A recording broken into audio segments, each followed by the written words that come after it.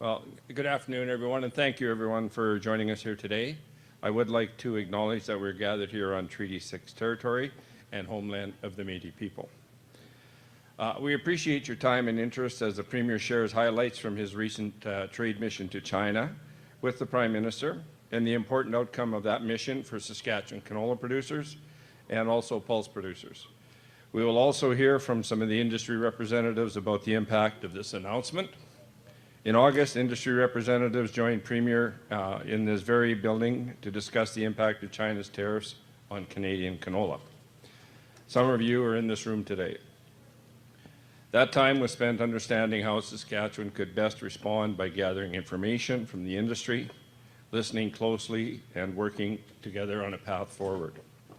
Since then, we've made significant progress through intentional engagement with the federal government and by focusing on strengthening relationships between Saskatchewan and China and Canada and China. In September, Premier Moe, along with Federal Parliamentary Secretary Cody Blois, led a delegation to China to advocate for Saskatchewan's interests. This mission was a crucial step in strengthening our relationship between Canada and China. Today, we will hear from Minister Kaeding, Minister of Trade and Export Development, Dean Roberts, Board Chair of SaskOilSeeds, Stuart Lawrence, Board Chair for Saskatchewan Pulse Growers, and of course, Premier Moe. Minister Kaeding, I will now turn it over to you.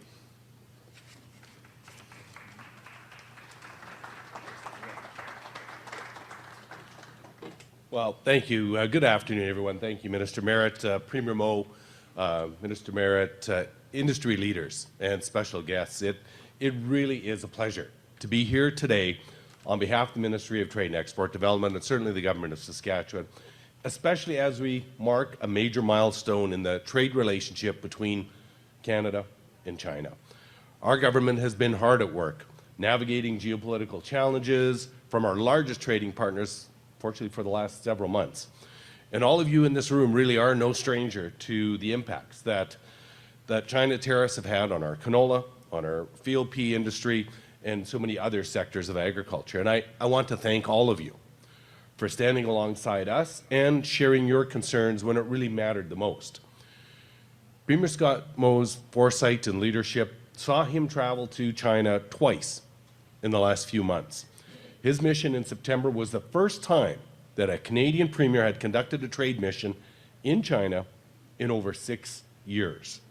Our Premier's commitment to a timely resolution of these tariffs, paired with the adaptability of our Trade and Investment Office network, has allowed us to stay resilient. And then, combine that with you, who stood together with provincial and federal leaders, has resulted in us being here today to celebrate a preliminary agreement on tariffs between Canada and China.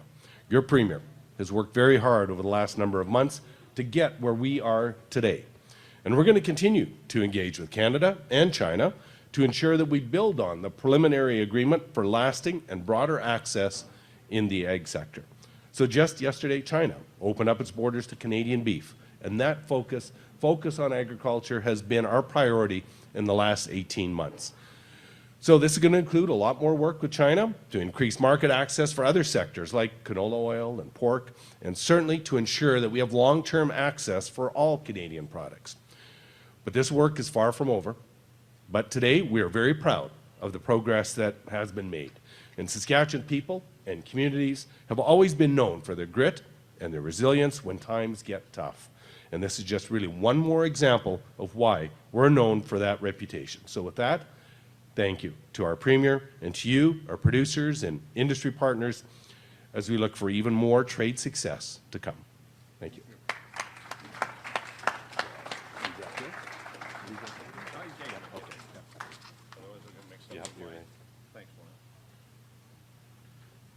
Thank you so much, Minister Kaeding. Next, I would like to welcome Dean Roberts to share a few remarks on behalf of SaskOilSeeds. Good afternoon, everyone. My name is Dean Roberts, and I'm a farmer from West Central Saskatchewan. I am also the board chair for Saskatchewan Oilseeds. It's great to be here today alongside Premier Scott Moe, our colleagues from Saskatchewan Pulse Growers, and partners from across the agriculture sector. We welcome the recent announcement of tariff reductions to 15% on Canadian canola seed and the removal of tariffs on meal exports to China until at least the end of the year. This is significant progress towards restoring market access for both seed and meal in our second largest export market. In 2024, canola trade with China was valued at approximately $5 billion. In 2025, that value is expected to have fallen to less than half of that amount due to these punishing duties. The tariffs imposed by China effectively shut Canadian canola out of this important market. The closure of the Chinese market caused real uncertainty at the farm gate. Volatile prices, reduced marketing options, coupled with high input prices, resulted in negative pressure on farm profitability. Unfortunately, there is a lot of the 2025 canola crop sitting in farmers' bins across Saskatchewan. With the 2026 growing season just months away, producers need predictable, rules-based access to global markets. The announcement on Friday could not have come at a better time. Along with our partners in the provincial government, we will continue to build on this development, working toward permanent and complete tariff relief, including for canola oil, which remains a gap. Achieving this will help restore stability and confidence for farmers and the broader canola industry. From the outset, we've been clear that this is fundamentally a political issue requiring a political solution, one that must be negotiated at the highest levels between the Government of Canada and the Government of China. We appreciate the efforts of Prime Minister Mark Carney and the Government of Canada, including Agriculture and Agri-Food Minister Heath MacDonald and MP Cody Blois, for their action on this file.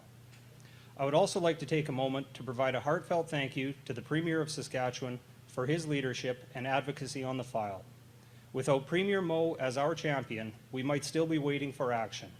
He advocated tirelessly with the federal government and even scheduled his own mission to China back in September to open some doors and build the foundation for this important negotiation to take place. Thank you, Premier. Maintaining open and stable market access for canola is a top priority for our industry and for farmers. We will continue working with industry partners, with provincial leaders like Premier Moe, and with the federal government to ensure predictable access and a lasting resolution to this dispute. Thank you.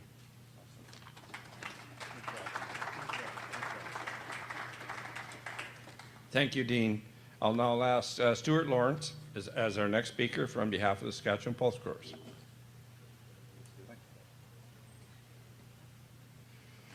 Thank you for the introduction, Minister Merritt. It is my great pleasure to be here today to make some comments on behalf of Saskatchewan Pulse Growers and the Canadian pulse industry. Friday's announcement on the elimination of the 100% tariffs on Canadian peas was very positive news for pea growers here in Saskatchewan and across Canada. For many years, China has been Canada's largest market for peas, with Canadian exports of $3.7 billion from 2019 to 2024. Canadian farmers and exporters have worked together to develop this market over the past 30 years. But China's introduction of 100% tariffs in March of 2025 effectively shut off pea exports from Canada. Over the past 10 months, prices of yellow peas were down as much as 43% from the early March 2025 levels. Led by Pulse Canada, we were on the ground in China within 10 days of the March 2025 tariff announcement, meeting with customers and industry associations to maintain strong relationships with the industry there. This work continued with several in-person engagements over the past 10 months. Customers in China have told us that they have a strong preference for Canadian peas, but 100% tariffs were prohibitive for trade. We expect that the removal of tariffs will resume trade and restore access for Canadian peas. Our ask was that governments find a way to have the 100% tariff removed. We would like to recognize Prime Minister Carney, Premier Moe, federal and provincial ministers, and government officials in securing this important outcome. I would also like to recognize the ongoing and persistent work of our national association, Pulse Canada, to help restore access. It is reassuring to see the high level of collaboration between the federal and provincial governments, as well as industry, to deliver important results for farmers. In particular, I want to recognize your leadership, Premier Moe, with your early engagement right from the start of this tariff dispute to your timely trip to China in September and your role last week in Beijing. Your leadership has played an important role in helping to secure this agreement for Canada. There is no doubt that the Government of Saskatchewan played an essential role in securing this important agreement for farmers.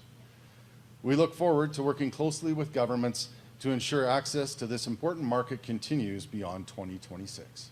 Thank you.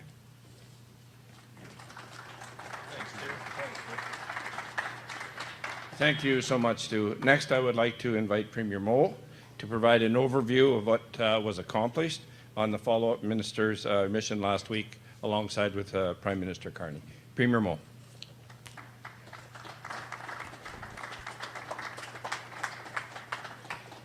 Thank you very much, Dave.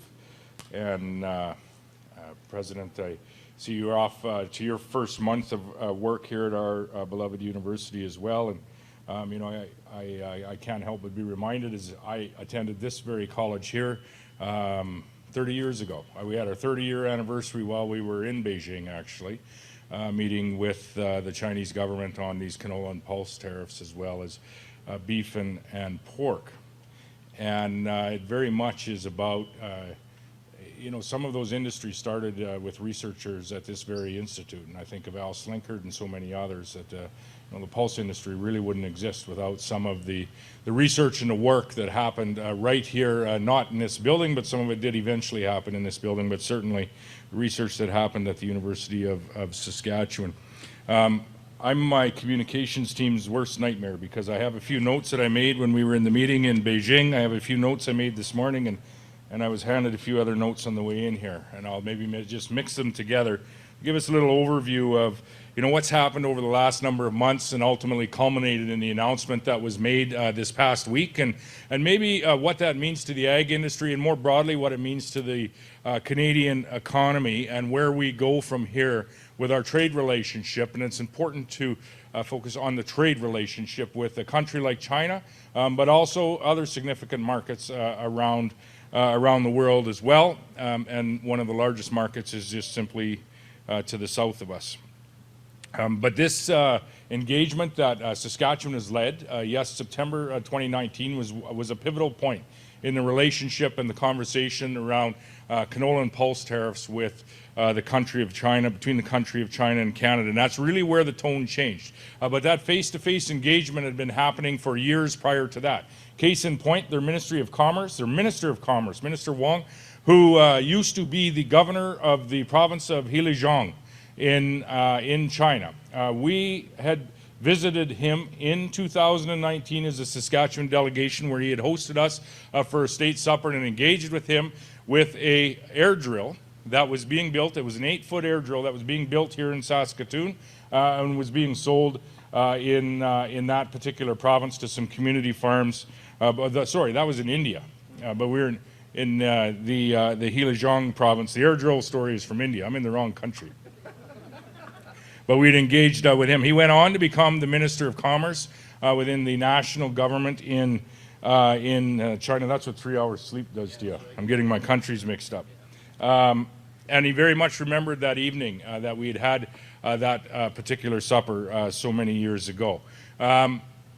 September, when we had visited as well, the first Premier's visit in 6 years to the country of China, first Prime Minister visit just this last week in 9 years by a Canadian Prime Minister. But the tone started to change in September. And I was very thankful that Cody Blois, the Parliamentary Secretary to the Prime Minister, joined us on that particular mission. And he was able to provide that continuity in those negotiations throughout the last number of months, and was in China on numerous occasions negotiating with Minister Wong and his team to get us to where we ultimately were able to get to. And where did we get to is a 15% tariff on canola seed. That's over $2 billion of canola seed that we were able to export to China in just the last year. Canola meal, pulse crops will be brought down to zero, as well as seafood, but seafood's not as important to Saskatchewan. However, Atlantic Canadian premiers have been reaching out, very appreciative of the efforts, because it is important to those Atlantic provinces. Down to zero for those items. What that means, the canola meal, moving down to zero, is that our domestic crush is going to continue.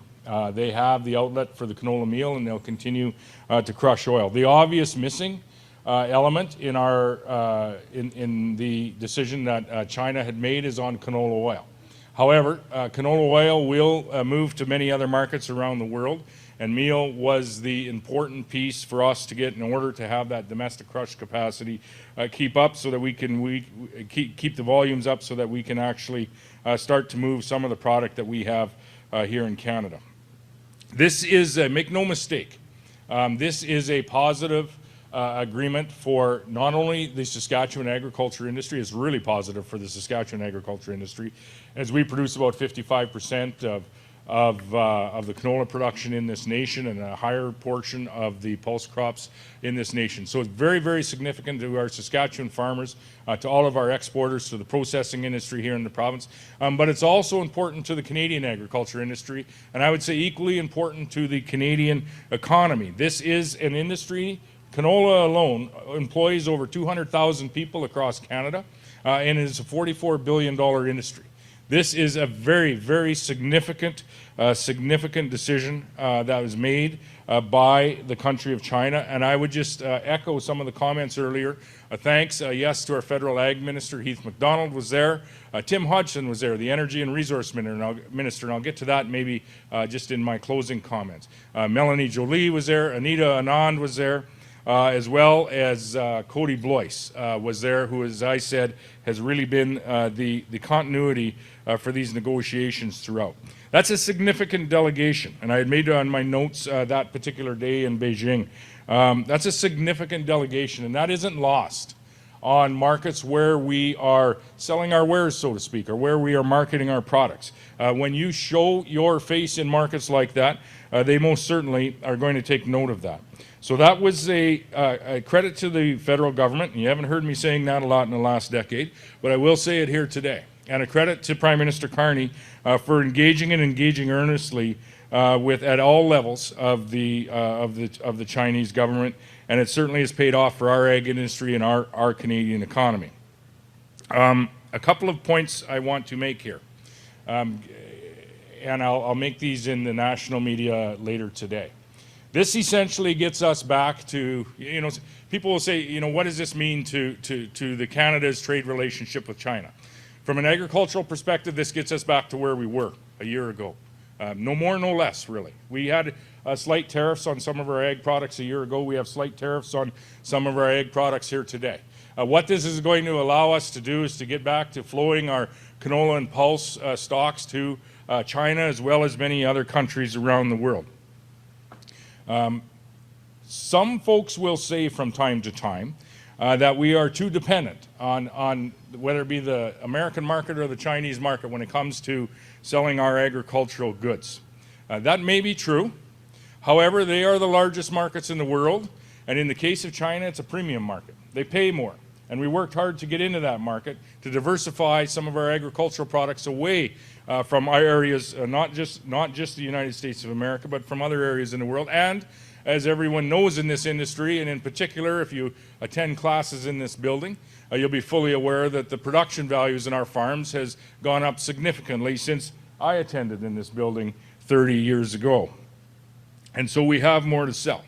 And so certainly we are in the Chinese marketplace for a reason.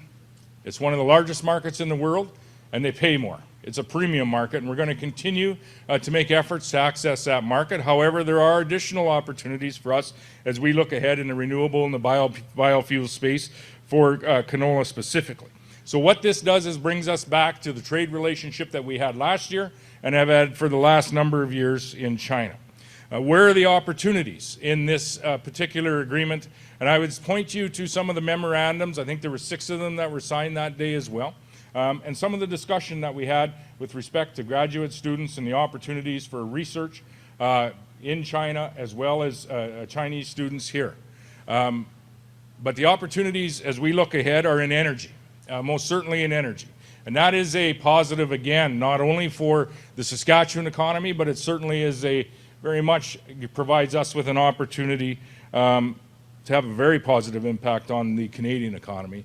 And when we talk about access to our West Coast, when it comes to traditional oil, traditional energy products such as oil and gas, or the Port of Churchill, or when you hear the Canadian discussion with respect to other energy sources, rare earth elements and opportunities and partnerships that we may have with countries around the world, that is where the opportunity lies, not just in China, but with other Asian countries as well, of which this particular agreement will be a bellwether for and will provide and create additional access points into those other markets. I'll also comment on the EVs because it'll come up in the questions, I'm sure, at the end. There's 49,000 EVs from China that will be made available in Canada at a 6.1% tariff rate, as opposed to the 100% tariff rate that was in place. That represents about 3% of the market share for EV cars in Canada. And certainly, I think when you trade that off with a $44 billion canola industry, plus the pulse industry, plus the beef announcements that were made today, plus the opportunities that we have in energy trade into the future, as well as some wood MOU that was signed on forestry products as well. Most certainly, this is a beneficial deal, and I would say a beneficial opportunity for Canada as we look to the future trade with a country like China. Last but not least is over the course of the past year, and those in the exporting industry will be aware of this, is when you are under trade duress or things aren't going well with a country like China, you have no dispute mechanisms. You have no dispute mechanisms when there are boats that are waiting in port and are unable to unload. What this agreement does is reenacts all of those dispute mechanisms that were in place before.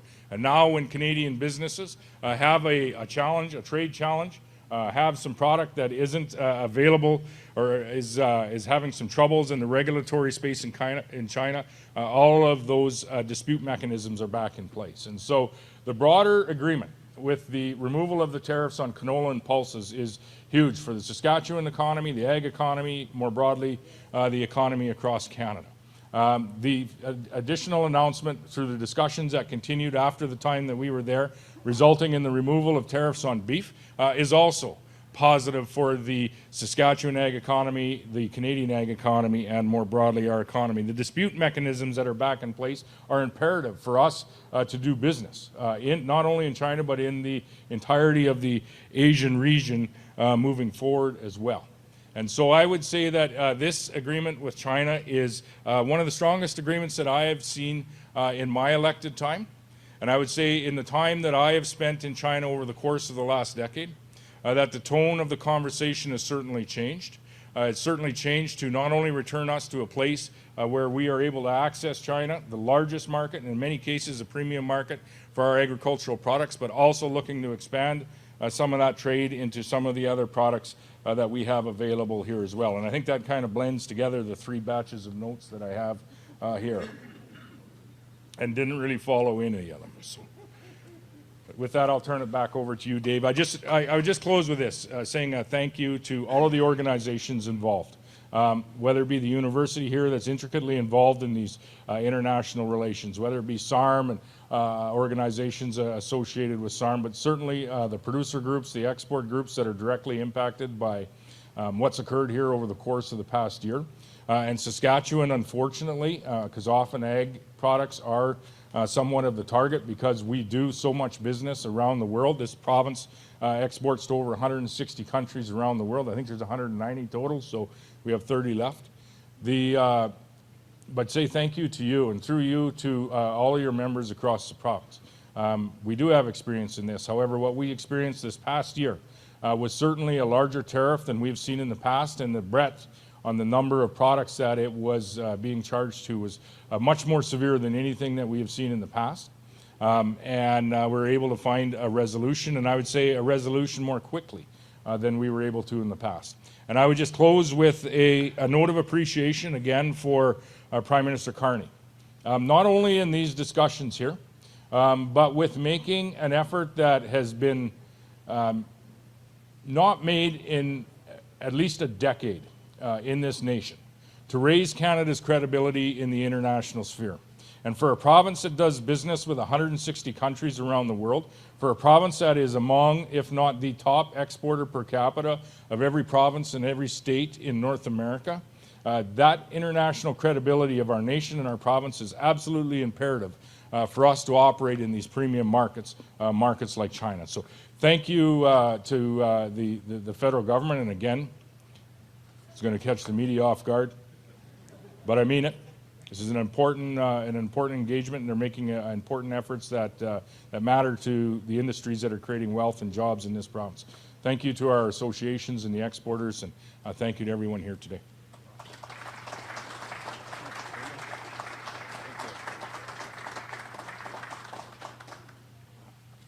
Thank you, Premier. Just before I invite everybody back up to the podium, I just want to say this on behalf of the farming community as well. The work and the hard work that our Premier's put into this. I don't know if many of you realize, but he just landed here about 5 or 6 hours ago after a 15-hour time change, and still wanted to make sure that he was present here to do this. But the work that this man does for the province and for the people of this province is absolutely incredible. On behalf of all the farmers and ranchers, as the Minister of Agriculture, Premier, thank you so very much for everything you have done for this great province. I now want to invite all our speakers back up to the podium, and we will open the floor for questions. So I'll invite all the 4 speakers up here.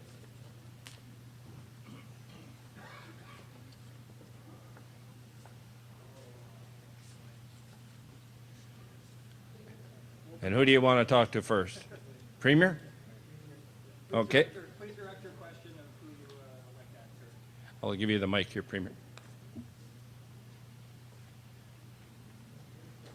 We'll pull you guys in, so don't get too comfortable.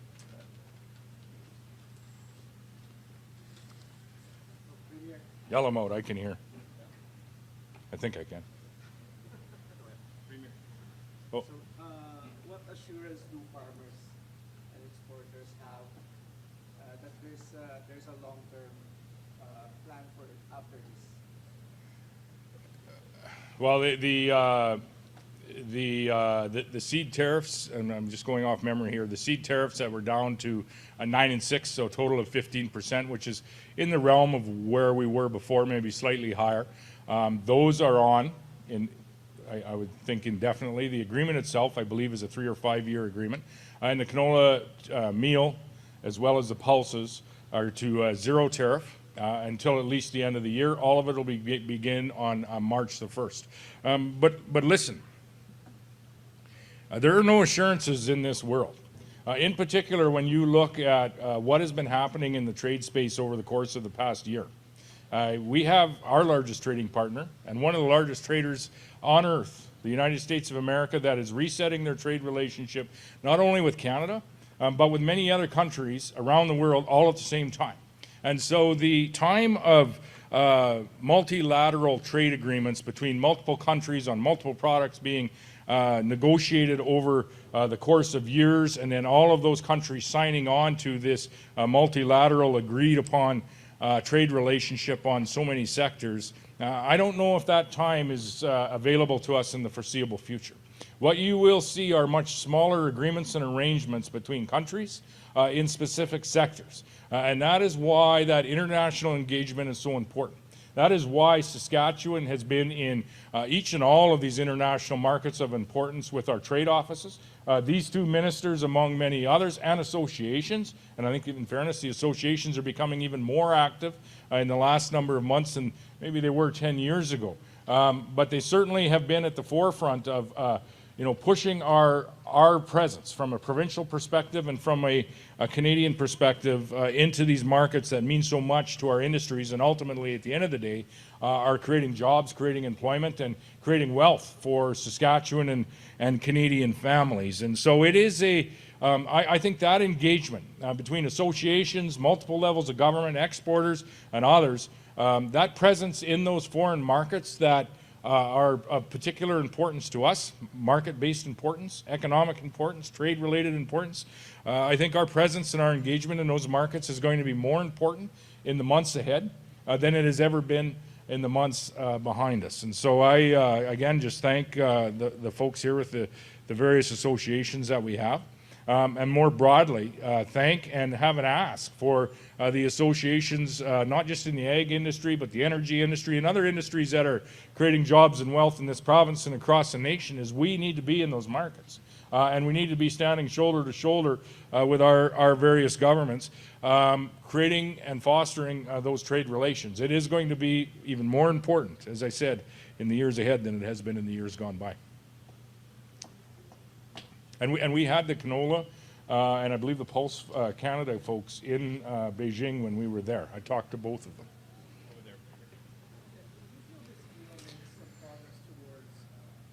Making trade decisions based on trade, it's felt like tariffs felt like Well, I think all of this was actually just that. The decisions that were made in Beijing to lift the tariffs on canola seed and canola meal, those are trade-based decisions. The reason that those tariffs were on in the first place were maybe not trade-based decisions.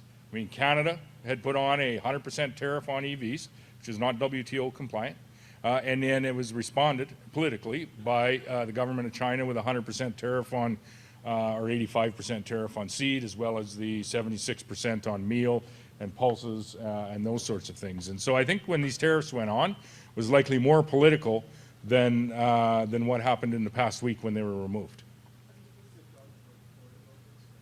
I have not, but I will, yeah. And we have a First Minister's meeting, I believe, next week.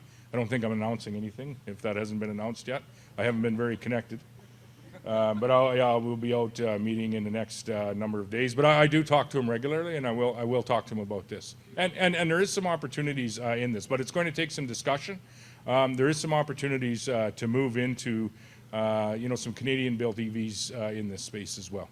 So you know that he's probably not the way you are. So talk about, you obviously have a place for the Prime Minister. In some ways it might seem politically wrong to favor smaller products over other products. Would you look at that? Well, that's wrong. I mean, it's a Canadian agriculture industry. There's agriculture in Manitoba. There's agriculture in Ontario. The Atlantic premiers are happy that the tariffs are removed from seafoods too. So to say that this is favoring one province over another, that's just simply not a true statement, and it shouldn't be made. This is a decision that is in the best interest of Canada. Yes, we have some work to do to build and to really do in our auto industry what happened a few decades ago when we saw foreign imports coming in to Canada, and then there was changes that were made by the federal government so that those investments had to be made in Canada, and those autos needed to be built, at least in part, in Canada. And that needs to be looked at again as the world does start to change in some of the technology that is in the auto manufacturing sector, of which we don't honestly do a lot of in this province. But I would say that the decisions that were made, whether it be in canola, pulses, seafood, those benefit Canada more broadly. It is not one province being chosen over another. Agriculture is from coast to coast, maybe not the northern coast in this province, but the seafood most certainly is important on the Atlantic coast as well. So those canola oil tariffs, they remain in place. Of course, we also see the 25% tariffs on pork. What needs to be done to get those also removed? Need to continue being in market engaging with the Chinese government. The meal and the seed are by far and away the important ones. The meal is in the neighborhood of $500 million a year, pardon me, and very much allows our domestic crush industry to sell that meal product and continue to crush oil, of which they can find other markets. In comparison, canola oil to China last year was about $20 million, just under $20 million. So a far lower amount than the canola meal. Seed was just over $2 billion, and I would say that we have upwards potential to push that dollar figure even higher. And so the canola oil warrants some additional discussion with the government of China. However, seed and meal were by far and away the most important to that. Dean, I don't know if you want to make a comment on that, but that's kind of the global numbers from Saskatchewan's perspective. No, Premier, I think you pretty much nailed it. That is the importance for us is seed and meal at this time. Oil, of course, is an opportunity, but those are the main two. And it speaks to the value we find with our national organizations with in-market activities like China with Canola Council of Canada to keep maintaining our presence in that market. Premier, you said that in September the tenure changed between the conversations between Saskatchewan and China with Mr. Boyce there. How high a level did those discussions with Saskatchewan get to, and what was your role? We saw you sitting there with Party, but in the sense of these negotiations, nation to nation, what was Saskatchewan? Well, I've always said, whether it be the United States of America or the government of China, when we make a trade agreement with another country, it needs to be our federal government and our prime minister that are leading, and the relevant ministers of trade and foreign affairs that are leading the discussions and ultimately signing that trade agreement. It isn't going to be, and I've said this many times, wasn't going to be President Xi and Premier Moe or any other premier standing up signing that particular trade agreement. However, the subnational level most certainly can, advocate for a strong relationship between our nation and any nation of interest as well. And I just said that associations, exporters, and others can certainly play a role in that space as well. The meetings that we partook with this particular time were with the Ministry of Commerce at two different levels, as well as the Premier, of which you referenced when I was sitting with not only the Prime Minister but a number of other ministers as well. The meetings that we partook with or took part in back in September were meetings that had not occurred in those specific areas with the Chinese government for far too long. One was with an organization called GAC, which is the General Administration of Customs in China, I think, going off memory. And the second organization was with what's also known as MOFCOM, or the Ministry of Commerce, which headed up a number of the dialogue with respect to this agreement that we were able to arrive at. Those are also the two organizations that had implemented the tariffs on whether it be the pulses, the canola meal, and the seafood, which was one tariff, and then the canola seed, which was a separate tariff. Those were the two organizations that were responsible for the tariffs, and so those were the two organizations that we had organized the initial meetings, I suppose you would say, between, at that point in time, Mr. Blois and the embassy, of which Mr. Blois then was able to, and we talked to him all throughout, be the continuity in those negotiations through to ultimately, we saw the Premier meeting, the Prime Minister of Canada, Prime Minister Carney, meeting with the Premier on a couple of occasions, as well as had a sidebar, I believe, at the summit in South Korea with President Xi. So. And when you got on a plane to China last week, did you anticipate this ending in a deal, or did you anticipate ending more prior to your out there? Always hopeful, but you folks in the industry, or Minister Merritt or Minister Kaeding might have a comment on this as well. Every country that we work with you bring a little bit different approach, and we talk about this at the post-secondary level as well. A little bit different approach in how you engage with that particular country. And I said earlier, unfortunately, Saskatchewan likely has more significant experience advocating and working through trade challenges with, let's say, China and India, are two countries that we have on multiple occasions had to not entirely take care of ourselves, but certainly be the advocate in bringing the trade challenges to light, in this case, and all too often on agricultural products, and then working with our federal government so that they can ultimately bring a resolution to the issue. And I think back to 2020 with canola oil, and I think about 5 years previous to that as well. We're still working through some pulse tariffs in the country of India, of which I think we will find our way in the next number of months, not of course to speak for the government of India in any way. So I don't think you're ever bullish or positive that you're going to get an announcement on this particular day, but you always work towards that And even when as this work was happening, there wasn't a lot being communicated out of the federal or provincial governments, and I think that's very, very important to be respectful of the negotiations that are happening, in particular when it comes to negotiating with a country like China. But I don't know, any of you four have anything else to comment on that? Yeah, Dean, go ahead. I would say that the growers of the province were watching very closely, hoping for a deal. As the largest source of farm cash receipts, canola is very important. Pulses would be right up there as well. So we were very hopeful watching this mission underway. Yeah, Premier, we know that Brazil is still really hurting and acknowledge that work still needs to be done. I'm curious, are you concerned with pressure from Ontario could unravel support from the federal government moving forward?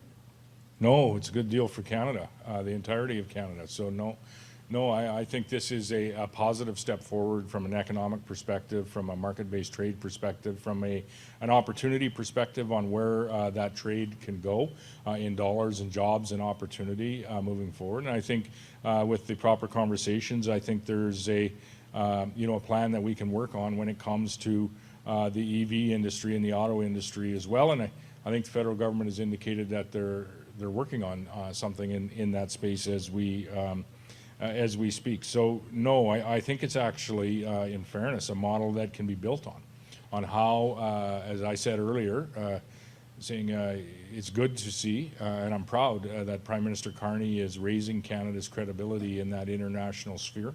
I'm proud that he certainly is focusing on trade when it comes to countries like China and getting agreements like this across the line. And we hope we can find our way in a country like India as well. So I think it really is the model moving forward on how in certain sectors that are creating wealth in our nation that we find agreements to remove current trade irritants, but in those agreements also put in the building blocks so that we can expand trade in those sectors or other sectors as well.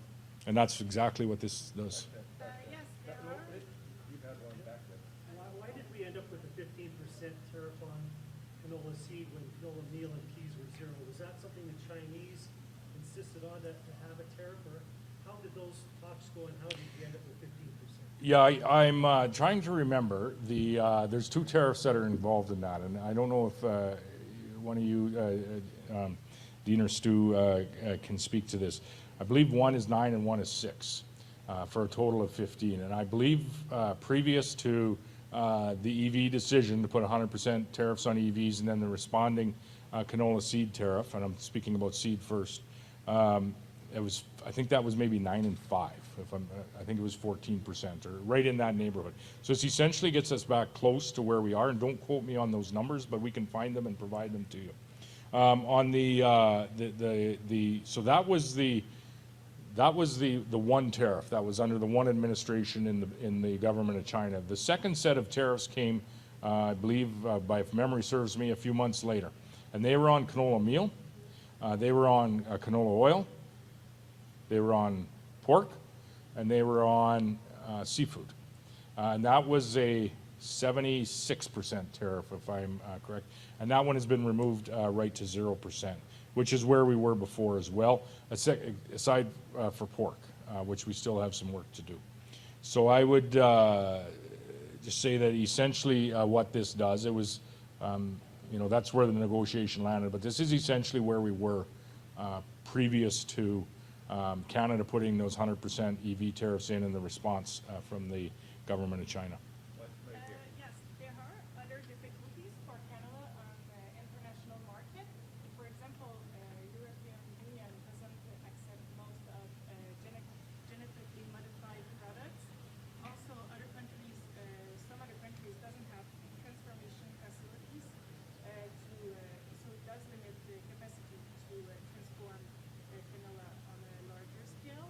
What do you think the government can do to help diversify more? The European Union, by not accepting for food grade, they have a number of regulations in place. You mentioned one of them. They pay more. I mean, those are non-market tariffs. When you make decisions around regulating what is coming into your country, you're going to pay more for the product that you bring in. And so Europeans pay more because of decisions that the European Union and various governments there have made around which canola they will import and which they will not import. And some of the science behind the safety of the food that we produce in this province, whether it be from a food safety perspective, whether it be from an environmental perspective, a carbon perspective, are resounding with supporting Saskatchewan agriculture as being the most environmental and ethical food that you can find on earth. And much of that research, again, is done with the association of people that are working in this particular building right here. But you point out something that I think was pointed out in a university study from a fellow from, I don't know if it's an economist or who it is, from a university in Calgary, who said that we may be a little too reliant on China and on the U.S. when it comes to our canola sales. When I addressed that in the closing of my opening remarks, they're the largest two markets in the world. They're also they pay more. They're the premium markets in the world. And so we're not in those markets by accident. Would we like to be in the EU market? Sure. And it would help us diversify, likely help us diversify, some of that trade further. But as long as they have, some of the unnecessary regulations, import regulations that are in place, I guess that won't happen on the food grade. There might be opportunities, as was pointed out in this particular study, in the biofuel space. And that is maybe an opportunity for our exporters. And we have some of the largest crush plants in the world are right here in Saskatchewan, whether it be Cargill, whether it be Louis Dreyfus, whether it be Richardson. Who am I missing? ADM, Bunge have one, and Nipawin as well. And a few more being looked at or tossed around in the future as well. In the biofuel space, whether it be biofuels or renewable fuels for the Canadian space, or North American or around the world, is an opportunity for the canola market moving forward. But right now we are, and that's why I think the agreement that we came to this past week is so important. We are in the largest markets, and they are the premium markets. Just to switch gears a little bit, can you give some context and some thoughts on the new beef deal? That's positive. That is a real positive, and I think I would hope that we could find our way in the pork space as well.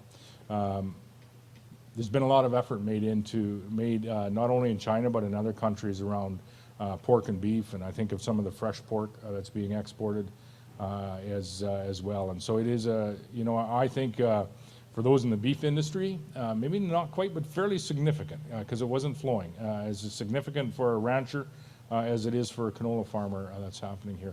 And some of those discussions were happening when we were there as well. We just weren't quite at a resolution point. And I think that's an important thing, again, just to point out and recognize in the time that was there, and a credit to the federal ministers and the significance of the delegation that was there, being able to put in place those dispute working groups for businesses that are operating in China and in that region. But to commit to the ongoing conversation, because there still are some, and always will be, some tariff-related challenges or non-tariff barriers, which we talked about in the European Union's case as well. So it's a positive. Libby, with the lifting of the beef ban, Well, I said earlier what this deal does is it returns us to a space ultimately where we were from an agricultural perspective. And so with the beef announcement today, I would just say we have pork and canola oil that we have to have discussions on, continued discussions on. However, the opportunities are likely lying in some of those other industries, energy industry, and ironically, likely the EV industry as well. Any final questions? Yep, Phil. Yeah, you mentioned the American market and you talked about trade flows. Where is it in their priority list to really get cheap right now? Or do you see that as less of a priority? No, it's priority. It's an unpredictable process at this point in time. We'll see what the president says this week. I think he's at the World Economic Forum in Davos, and so the negotiations. And I've been in Washington. The last time I was in Washington was just actually the day of the Grey Cup parade in Regina. where we met with Howard Lutnick, Secretary Lutnick, as well as Secretary Besant and Ambassador Jameson Greer from the USDA. And good conversations with each of them, but I would just say that they, you know, whether it be some of the tariff-related conversation and action coming out of the U.S. has been pretty significant, and this, you know, probably has indirectly or directly is impacting some of the words and the positions that Premier Ford has taken, but pretty significant when it comes to the manufacturing industry and the auto industry. And I think Ontario, in fairness, and Ontario workers are feeling that in a pretty significant way. And we are as well in spaces like forestry and steel and others. So I think that is a significant priority for Canada. The Prime Minister's position has been he isn't going to sign a deal just to sign a deal. If it's a bad deal for Canada, he doesn't intend on signing that. And that has been, I think, working for us as long as the bulk of our products are compliant with USMCA that's currently in place. So we'll see where that discussion goes and where that brings us. But that is an unpredictable conversation, and it's, I think, one that's a high priority for the federal government. And I also, in fairness, would say that, you know, as we solidify some of our trade routes in other areas of the world, it does provide us some degree of strength at that table. This will shift Yeah. gears here, 10-year anniversary of the Lala shooting is coming up on Thursday. Can you talk about it?